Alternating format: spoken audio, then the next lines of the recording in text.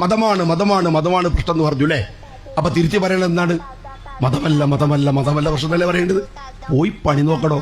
എനിക്ക് എന്റെ മതം പ്രശ്നമാണ്. എന്നെ തെരഞ്ഞെടുപ്പ് തോപ്പിക്കാൻ പറ്റുന്ന എന്റെ വിശ്വാസം എനിക്ക് വലുതാണ്, എന്റെ ജീവനേക്കാൾ വലുതാണ്.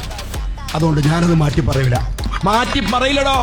SFIയിലും DYFIയിലും മെമ്പർഷിപ്പ് എടുക്കുമ്പോ അവർ പോകുന്നത് ദീനിന്റെ പരിസരത്ത് നിന്നാണ്. ഭരണം തിരിച്ചു പിടിക്കാൻ കഴിയും.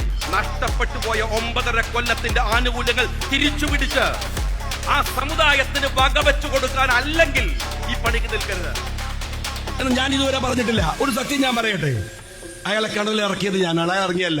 കാരണം ഇയാള് ഒരു ഇലക്ഷന്റെ മര്യാദയൊന്നുമില്ല, ആകെ ഇടങ്ങാറാക്കി. അവിടെ വന്നിട്ട് മോർണിംഗ് വാക്ക് മൂൺ വാക്ക് എന്നൊക്കെ പറഞ്ഞിട്ട് രാഷ്ട്രീയല്ല എന്തൊക്കെ ഗിമ്മിക്കുകൾ. എനിക്ക് അറിയായിരുന്നു ഇയാളൊന്ന് ശരിയാക്കാൻ ചെയ്ത കാര്യം എന്താണ്?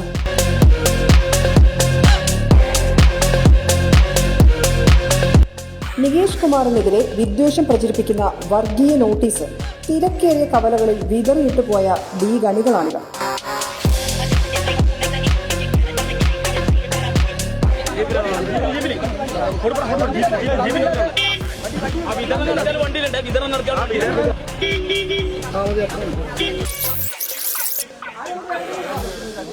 ഇനി ഈ നോട്ടീസിൽ എന്താണ് പറയുന്നതെന്ന് നോക്കിക്കേ.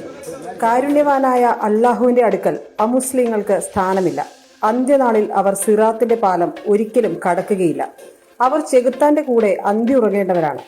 5 നേരം നമസ്കരിച്ച് നമ്മൾക്ക് വേണ്ടി കാവൽ തേടുന്ന ഒരു മുഹ്മിനായ കെ മുഹമ്മദ് ഷാജി എന്ന KM ഷാജി വിജയിക്കാൻ എല്ലാ മുഹ്മിനുകളും അള്ളാഹുവിനോട് പ്രാർത്ഥിക്കുക.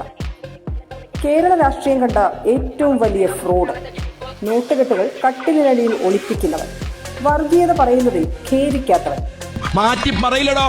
കേരളമേ, ഇവനോട് പൊറുക്കരുതേ. നാട് കുട്ടിച്ചോറാക്കും ലീഗ് ഇറക്കിവിട്ട ഈ ഫ്രോഡ്.